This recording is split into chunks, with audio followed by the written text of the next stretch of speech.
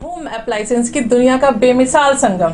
हर खुशियों को लेंगे आप जीत। बस अपने जीवन में इस्तेमाल करें अजीत।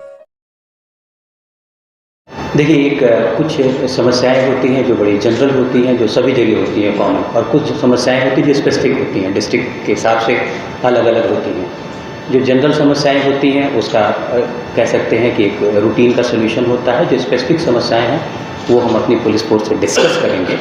यहाँ जो स्टेक होल्डर्स हैं, सोसाइटी जिसको आप ही रिप्रेजेंट करते हैं, आप में से ज़्यादातर लोग इसी शहर के रहने वाले होंगे, और जो इस शहर के नहीं होंगे तो भी मैं उम्मीद करता हूँ कि लंबे समय से इस शहर में काम कर रहे होंगे। तो सोसाइटी को ज़्यादा एक्सपोजर है, सोसाइटी हमारी पुलिस फोर्स को ज़्यादा एक्सपोजर है। और पुलिसिंग वैसे भी एक टीम वर्क है। अपनी टीम से विचार विमर्श करने के बाद जो की एरियाज़ हैं, चाहे वो क्राइम से रिलेटेड हो, चाहे वो लॉ एंड ऑर्डर से रिलेटेड हो, या प्रिवेंटिव मेजर से रिलेटेड हो, उस पर काम किया जाएगा।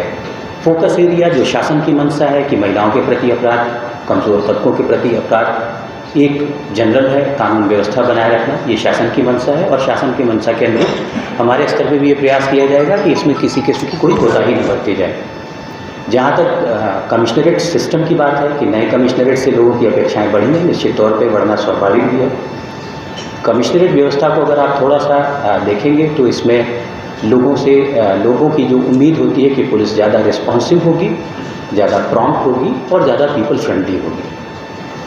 और उसके पीछे अपेक्षाएं ये गलत भी नहीं है। सुपरवाइजरी ऑफिसर्स के लेवल बढ़ते हैं, पुलिस को प्रिवेंटिव पावर्स मिलती हैं, इन सब कारण से, और मैन पावर भी हमारी बढ़ती है। शासन ने हमारी मैन पावर बढ़ा भी दी है इस कमिश्नरेट के अनाउंसमेंट के बाद ही। तो बढ़ी हुई मैन पावर है, बढ़ी हुई कुछ लीगल पावर्स हैं, पावर्स, या अगर उसको दूसरे सही शब्दों में बोले तो हमारे बढ़े हुए दायित्व हैं। तो निश्चित तौर पे हमारा पहला इमीडिएट ये है कि अगले 10 दिन 15 दिन में इस व्यवस्था को प्राइमरी स्टेज में लॉन्च कर देना, जिसमें सारे डीसीपी को फंक्शनल कर देना, सारे एसीपीज़ को फंक्शनल कर देना, जो हमारी कोर्ट्स होती हैं डीसीपीज़ एसीपीज़ की, उनको फंक्शनल कर देना। लॉन्ग टर्म में अगर आप बोलें, अगर उसको 3 महीने या 4 महीने में, तो 3 महीने 4 महीने में एक परसेप्टिबल चेंज दिखाई देना। चेंज दो होते हैं, एक वो होते हैं जिनको देखने के लिए आपको आंकड़े की ज़रूरत पड़ती है, और एक चेंज वो होता है जो ऐसे ही महसूस होता है, मुझे बताने की ज़रूरत नहीं पड़ती, या किसी को बताने की ज़रूरत नहीं पड़ती कि साहब हमने ये परिवर्तन ला दिया। तो कोशिश होगी कि 2-3 महीने में हम परसेप्टिबल चेंज भी लें। सर, कमिश्नरी लागू होते ही सबसे पहला चैलेंज है निकाय चुनाव।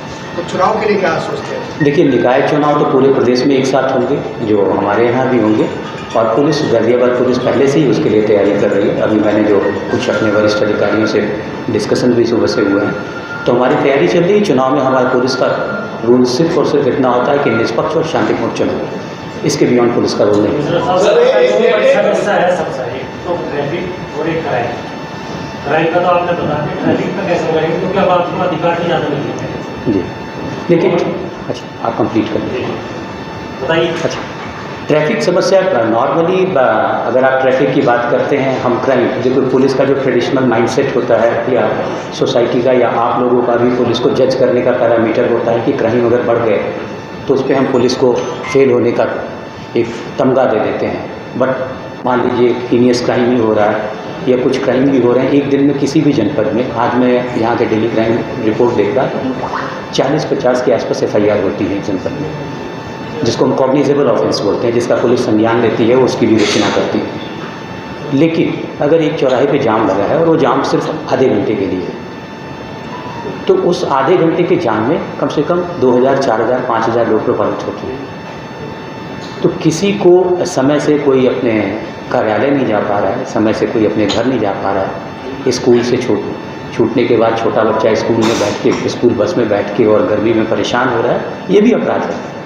एकदम शुद्ध लीगल टर्म्स में बात करें तो ये भी है ना, किसी का रास्ता रोकना, तो ये भी एक अपराध है। और ये जो ट्रैफिक का इशू होता है, ये अपराध ज़्यादा पूरी सोसाइटी को प्रभावित करता है। एक गृहिणी भी परेशान होती है, जिसको शॉपिंग के लिए सब्जी और दाल और घर का राशन खरीदने के लिए 2 किलोमीटर दूर जाना होता है। एक 3 साल 4 साल का बच्चा भी, जिसका जो कोई काम नहीं करता लेकिन उसको अपने स्कूल जाना होता है, एक बार और एक बार आना होता है, वो भी सफ़र करता है। जो जॉब कर रहा है, जो बिज़नेस कर रहा है, वो भी सफ़र कर रहा है। इवन जो सिर्फ और सिर्फ एंटरटेनमेंट के लिए निकला है, वो भी सफ़र करता है। तो ये एक ऐसा अपराध है जिससे पूरा का पूरा समाज सफ़र करता है, और कई बार एक दिन में कई बार करता है।